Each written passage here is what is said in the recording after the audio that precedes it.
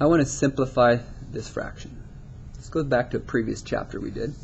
What we do is we kind of focus in first on these two numbers. We want to simplify this.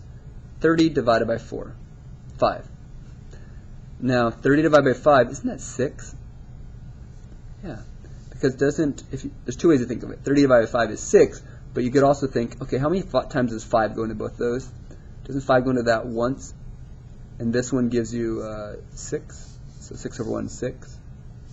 Anywho, that gives us 6.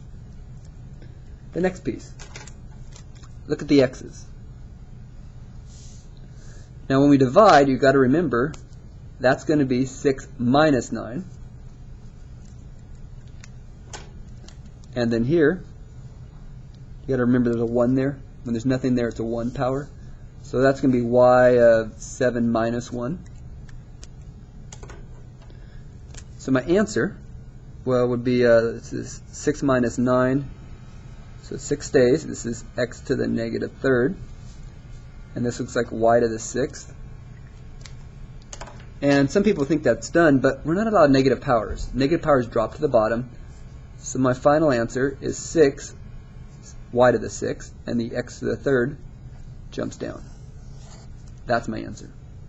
So you take each piece individually and then start simplifying it. Number 2.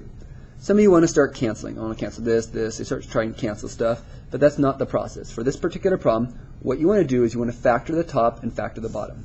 The top is called a difference of squares. When you factor the top, you will get x minus 4, x plus 4. You've got to be really good at factoring to do this stuff. And the bottom, well, what goes into 5 and negative 20? Oh, that's 5. I could pull a greatest common factor out of 5. When I pull 5 out of this, I'm left with x, because 5 times x is 5x. When I pull a 5 out of 20, 5 times what is negative 20? That'd be negative 4. Okay, so what does that mean? Well, if I factor top and bottom, now there is something you can cancel. Previously, you couldn't cancel because of this minus and this minus. You couldn't cancel. But now, since these are two things multiplied, you actually can cancel. This and this can actually cancel. That leaves us x plus 4 over 5. And that's simplified. So make sure you factor top and bottom and then try to cancel what you can cancel. Next, for number 3, in order to simplify this, we have to factor the top, factor the bottom. So this top piece, if I want to factor that, first thing I look for is the greatest common factor. And actually I see I could pull an x out of both those. When you pull an x out of this, that leaves you x, because x times x is x squared. When I pull an x out of this, that leaves you 3. So I kind of cross that out, and this is my new top. For my bottom, isn't there also an x in all these? Sweet. I could pull a GCF of x out. X times what gives you x to the third? It'd be x squared. X times what gives you 5x squared?